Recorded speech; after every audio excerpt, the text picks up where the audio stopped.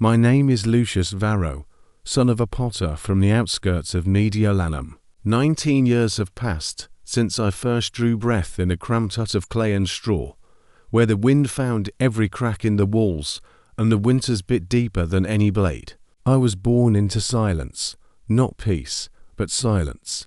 The silence of empty stomachs, of mothers who prayed to Ceres for rain that never came, of fathers who woke before dawn only to find their hands calloused and their coins fewer. We lived on bread soaked in watered wine, and slept beneath wool scraps, so thin they barely kept the cold at bay. My father worked the wheel from sunrise until his back bent like an old olive tree. My mother mended clothes for richer families who barely looked at her when they paid.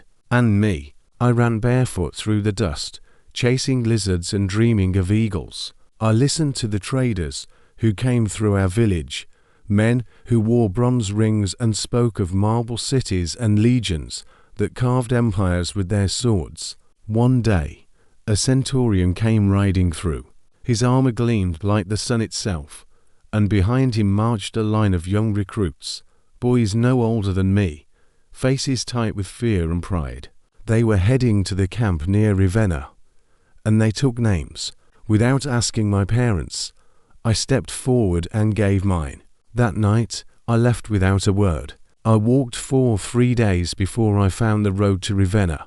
My feet bled from the stones, and my stomach growled like a caged wolf. But I did not turn back. I told myself that if I could endure hunger, thirst, and loneliness, then surely I could endure anything Rome would throw at me. When I arrived at the camp, I was not met with cheers or praise, only a hard stare from a scribe who wrote my name down, as though it were nothing. I was given a wooden bowl, a thin wool tunic, and a pair of worn caligae, those iron-soled sandals that would become both my curse and my shield. The first weeks tested me in ways I had never imagined. We rose before dawn, our breath visible in the cold morning air. We ran until our legs trembled, carried logs heavier than oxen, dug ditches until our hands blistered, and learned to move as one, not as boys, but as soldiers. There were others like me, Gaius from Hispania, whose father had been a shepherd, Marcus from Gallia, who spoke little but fought with fire in his eyes, and young Decimus, barely 16, who cried at night but stood tall by day. Our centurion was a man named Quintus Flavius, scarred across the face, with eyes like flint. He beat us with his vine stick when we faltered, not out of cruelty, but because he knew that pain today did save our lives tomorrow. We trained with wooden swords, learning the thrust, the parry, the rhythm of war. We practiced the testudo until our arms ached, shields locked tight like the walls of a fortress. We marched until our feet turned numb, sang war chants until our throats were raw, and slept on hard earth beneath stars that seemed colder than home. And through it all, I remembered the silence of my village, the silence of weakness. Here, there was no silence, only discipline, only purpose. But even the strongest sword must be tested in fire. My first battle came in the spring of my second year. We were sent north, beyond the Po River, to deal with a band of rebel tribesmen, men who refused to bow to Rome's yoke. They were said to be fierce, wild, and unyielding.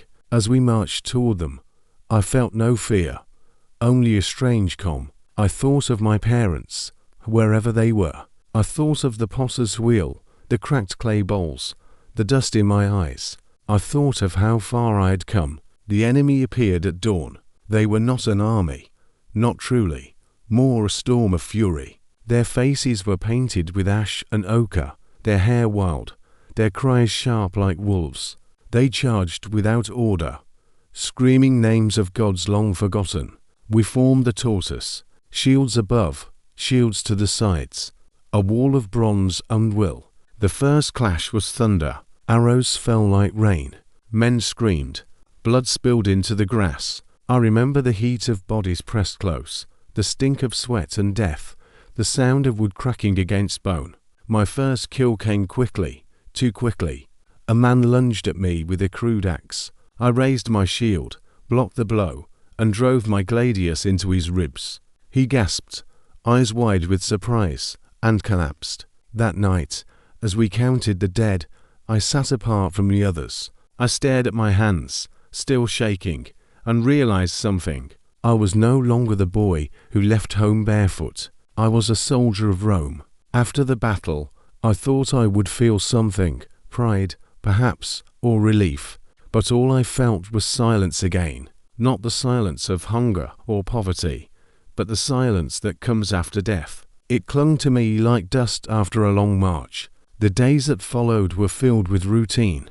We buried our dead with honor, burned the bodies of the enemy, and cleaned our weapons in streams that ran red for hours. There was no time for mourning. In the Legion, grief walks beside you, but it does not speak. Quintus Flavius gathered us one evening and spoke not of glory, nor of Rome's destiny, but of something simpler, survival. A soldier who fears death dies twice, he said, his voice low but firm. One man runs, one man freezes, one man weeps, and all three die. But the soldier who knows his place, who trusts the man beside him, he lives. I looked around at the faces of my brothers in arms. Some bore fresh wounds, others had lost friends, yet none complained. None asked to go home. We were bound now, not by blood, but by iron and fire. Our training grew harder.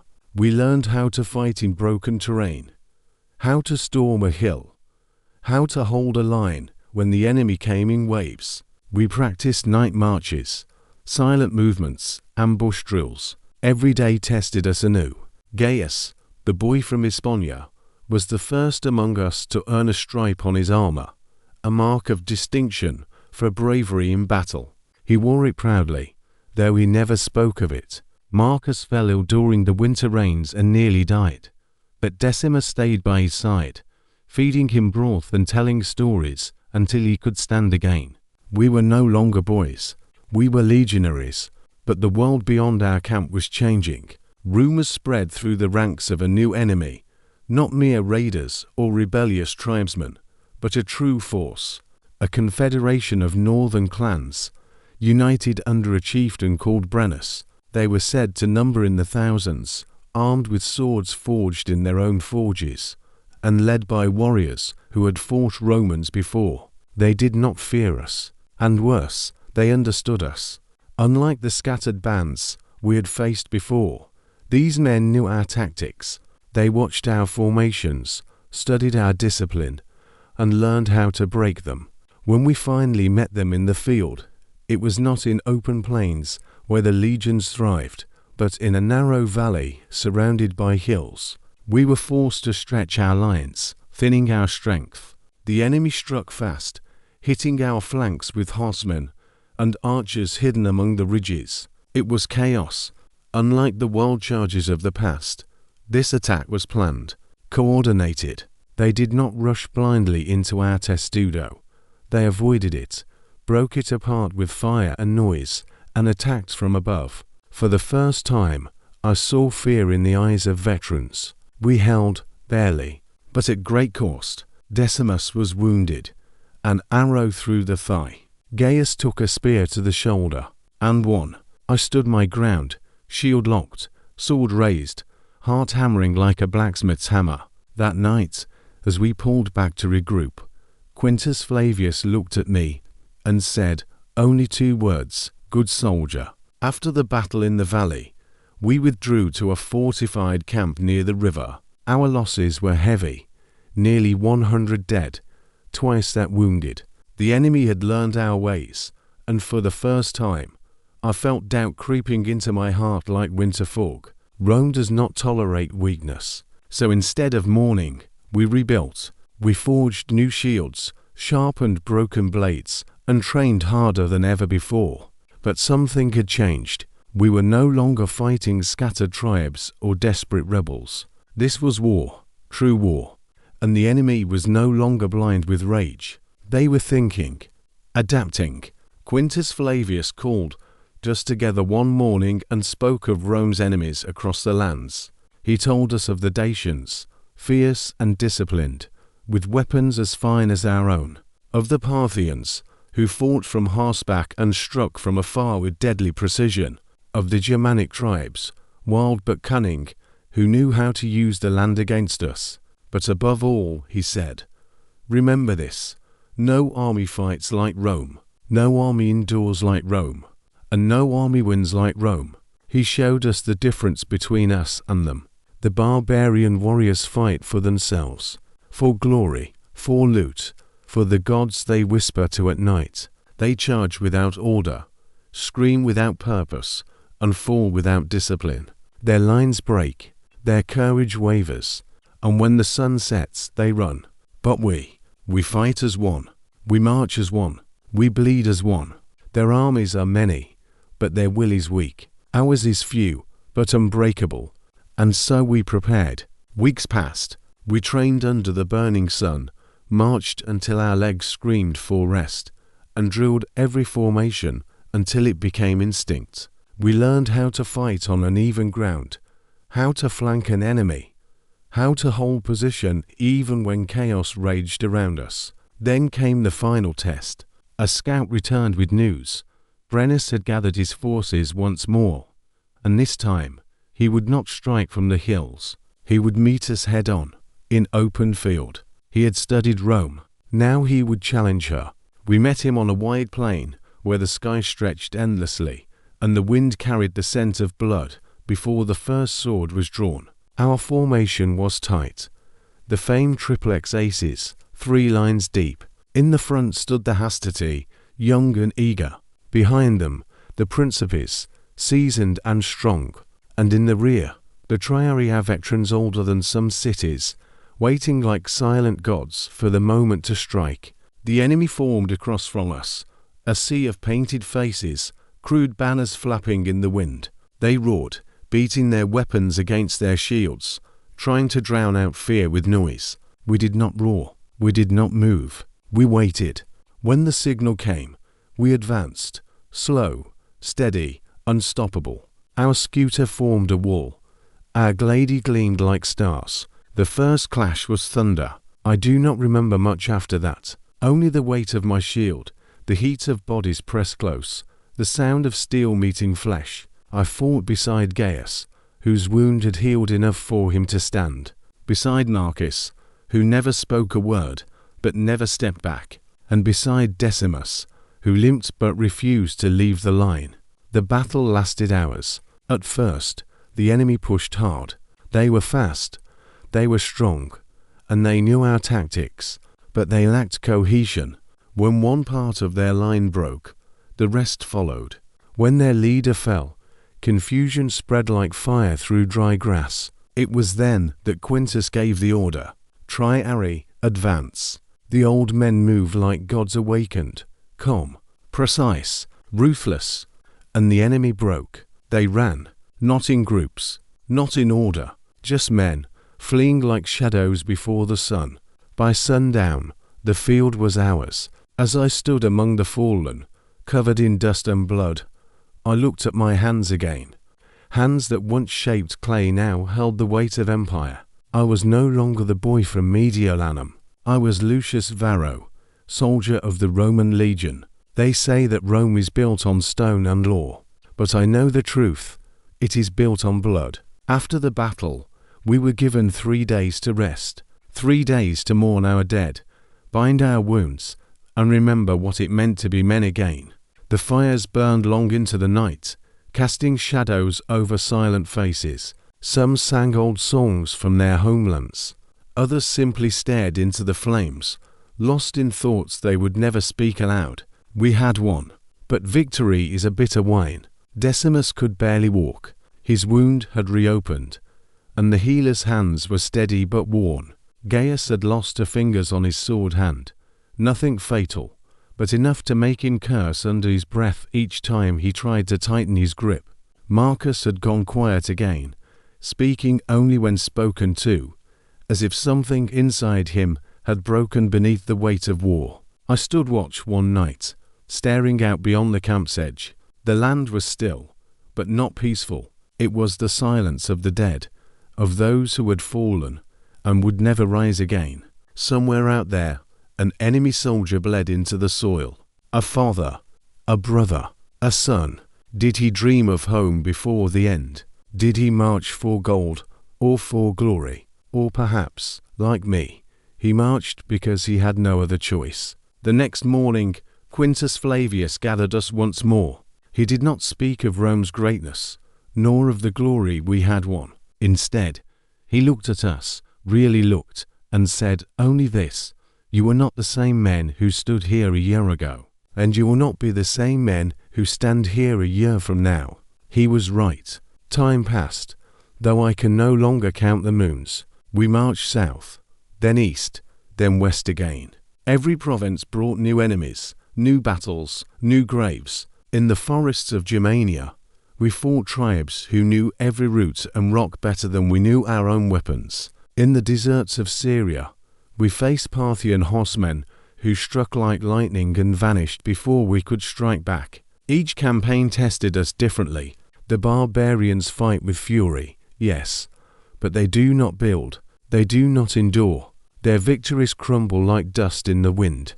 But Rome builds roads through mountains, walls through fire, and order through chaos. Still, I saw the cracks. I saw good men die for lands they would never see. I saw villages razed in the name of peace. I saw commanders burn entire fields so that the enemy would starve, even if it meant starving innocents too. And I began to wonder, is this truly the price of empire, or merely the greed of men wrapped in purple?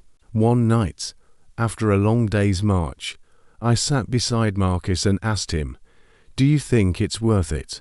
He didn't answer at first, just stared at the horizon where the sun met the earth in silence. Then he said, "Maybe not for them, maybe not for Rome, but for us, for the man who came from nothing, who learned to stand tall. Maybe, just maybe." The years passed like grains of sand slipping through tired fingers. I stopped counting them long ago. I was no longer the wide-eyed recruit who dreamed of glory beneath Rome's golden banners. I had become a man shaped by marches that stretched 4 miles, by nights spent in mud and blood, by orders followed without question and commands given without hesitation. My hands, once soft from shaping clay beside my father's wheel, grew thick with calluses, not from the potter's craft, but from the hilt of a gladius worn smooth by use. My back bore scars from wounds I could no longer name. Some were deep, others shallow, but all carried memories. Gaius fell during a raid in Dalmatia, struck down by an ambush while scouting ahead of the line. He died as he lived, fast, fierce, and fearless. They buried him with his sword at his side and his shield upon his chest. Marcus left the legion after his time was served. He returned to Gallia, where he bought a small plot of land near the Rhine River. Last I heard, he married a woman from his village and built a home with his own hands. No war drums there, only silence, the kind that brings peace, not fear. Decimus stayed longer than any of us. He rose to the rank of optio, second only to the centurion. His wound healed, though he never ran quite the same. Still, he stood tall, and when he spoke, men listened. He used to say that Rome did not make men out of boys. It simply revealed what was already inside. As for me, I remained, not because I loved Rome more than life, not because I believed in every campaign or every order, but because this, the Legion, had become my home, my family, my truth. Even now, when I close my eyes, I can still hear the rhythm of our march, boots striking earth in perfect unison, shields clanking like thunder on the horizon. I can smell the sweat of comrades pressed close in formation, feel the weight of discipline in every breath, and I remember the faces, some lost to time, others burned into my soul. There was young Titus, barely 18, who wept the first night in camp, but fought like a lion in battle. There was old Cassius, a Triarius who had seen 40 winters and still stood straighter than most 20-year-olds. And there was Quintus Flavius, our centurion, our tormentor, our teacher. He died leading a charge against a fortified hill. An arrow found his throat, before the banner reached the summit. We took the hill, but we lost him. They say that Rome is eternal, that her legions will march until the stars fall from the sky. But men are fleeting. We serve, we bleed, we die, and then we are forgotten. But not by those who stood beside us, not by those who knew what it cost. I am old now. The fire in my blood has cooled. My legs no longer carry me as they once did, and my sword arm trembles when I lift it too long. But still, I walk the roads Rome built, wide, straight, and enduring. In the towns where children play and merchants call out their wares, few remember the price these stones were laid with. Fewer still know the names of those who bled to build them. But I do, and sometimes, when the wind carries just right, I can almost hear the march again. Not loud, not proud, just steady, step after step, man after man, legion after legion. That is what Rome was. Not marble statues or golden laurels, but men who came from nothing, who learned to stand together, who gave everything so that others could live in peace they would never understand. I do not know if history will remember us. Perhaps we are only dust beneath the weight of time. But I remember the boy who left home barefoot, chasing dreams of eagles and glory. I remember the soldier who stood in line, shield raised, heart pounding, ready to die for the man beside him. And I remember the war, the screams, the silence, the blood. It made me, it broke me, and in the end, it set me free.